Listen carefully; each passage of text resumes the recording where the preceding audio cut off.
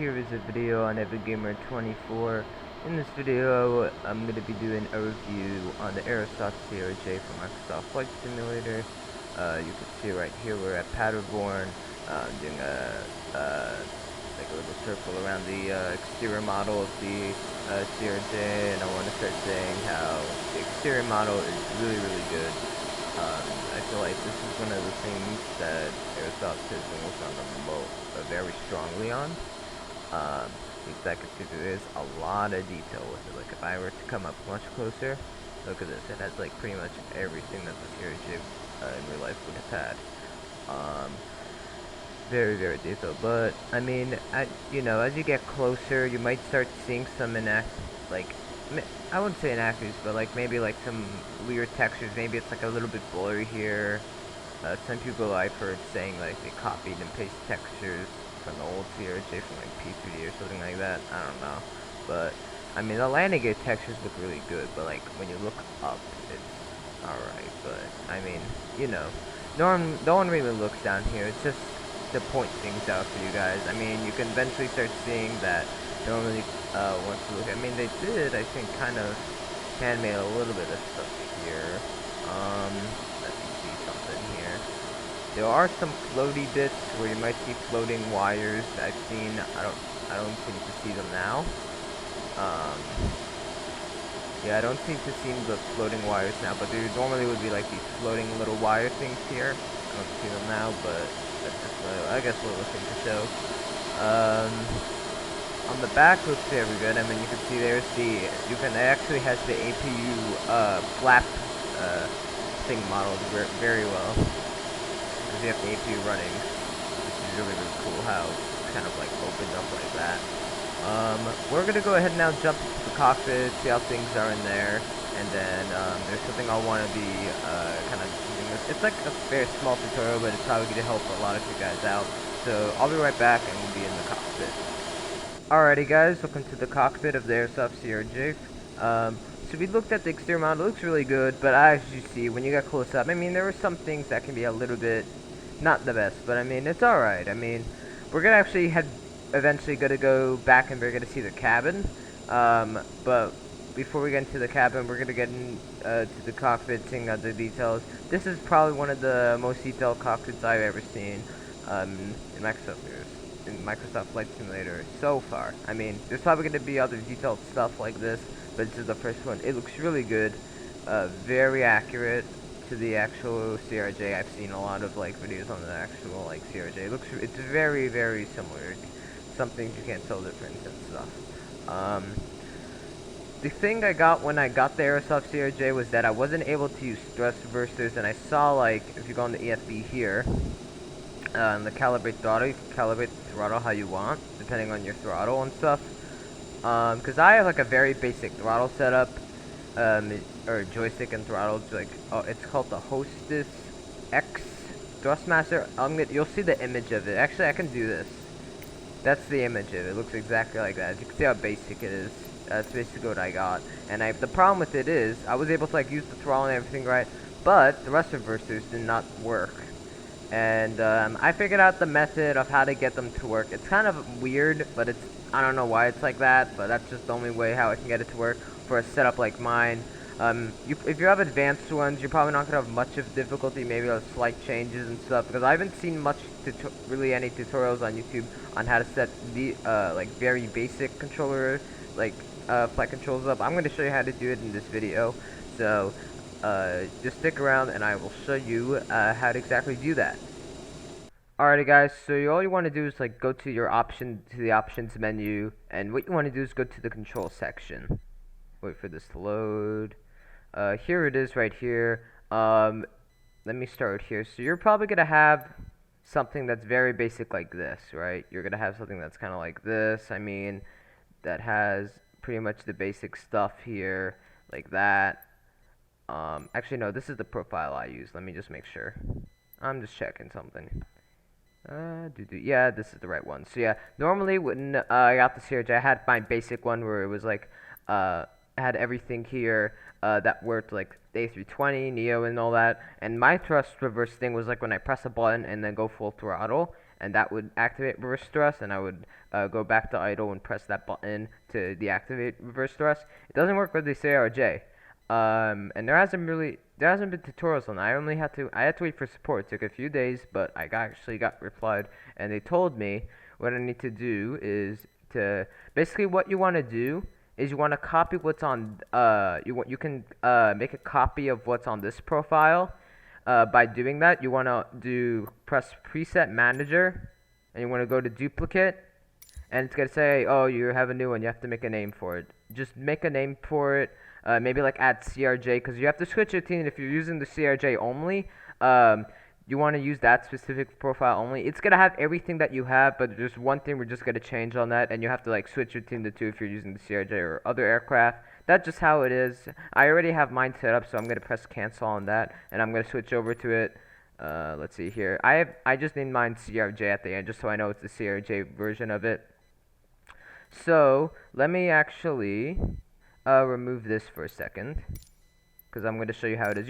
Because you guys are going to have the exact same kind of thing. It just copied over from the first one over to here. So let me pull up the one you guys have.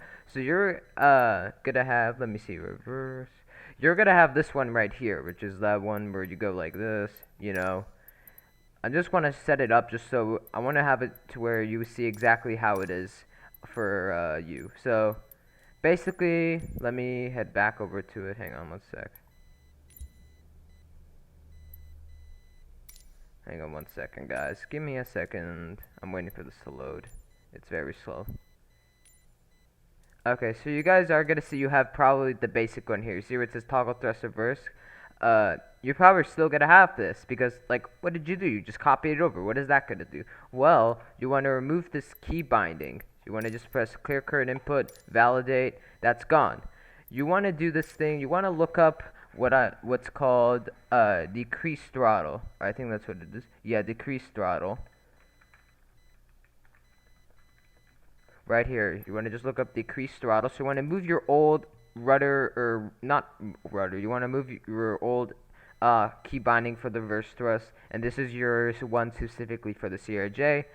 You just want to press that, put a key binding. I usually just do a button for reverse thrust, and I did button number 7.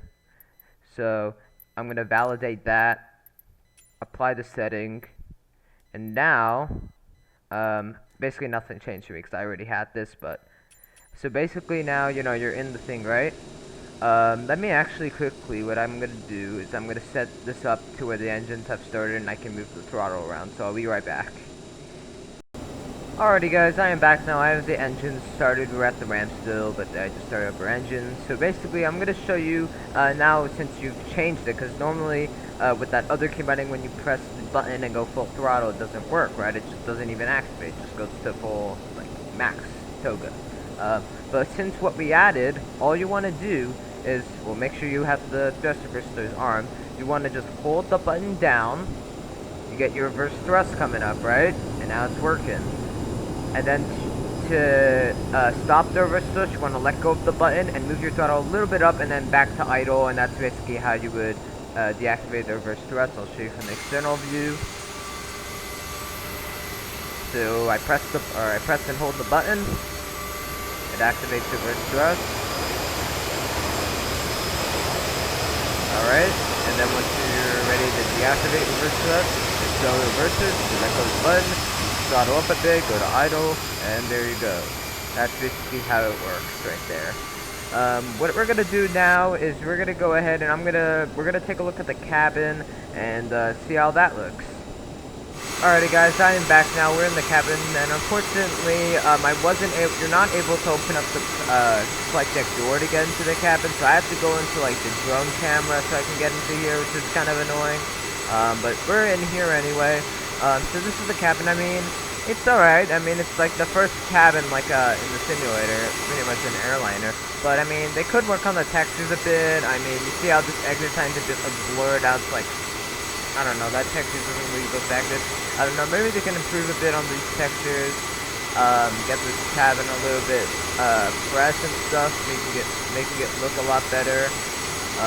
But once they make these look a little bit better, like the cabin and stuff, then we'll have like a good functional like cabin stuff. They also gotta like make it to where you can open up the flight deck door. That would be very like a very really like amazing feature. Here is the like galley area where you can like open. I think you're able to open up the side door here. You're also definitely able to open up this door right here to get the passengers boarding onto the aircraft as well, which is very, very cool. I've heard they did work on some of these side textures here.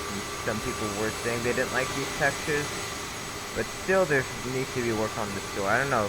It's like this door is very detailed, and then when you look at this door, oh, sorry about that. But yeah, if they were to like maybe fix some of these textures, it would just make the cabin look a little bit better. We're gonna jump back to the cockpit because there's something else I want to discuss real quick. Alrighty guys, so back in the cockpit, another thing I want to discuss is kind of like the autopilot. How is the autopilot here in this aircraft? And we're also going to discuss the frames in just a sec. But first let's discuss the autopilot. So when I did some flights with autopilot, I mean it went well and everything. When we descend, you got to use your vertical speed, and you just kind of have to do manual flying. You can't really, there's no auto throttle, so you guys basically got to do it with your throttle, which is good and stuff. Everything looks fine there.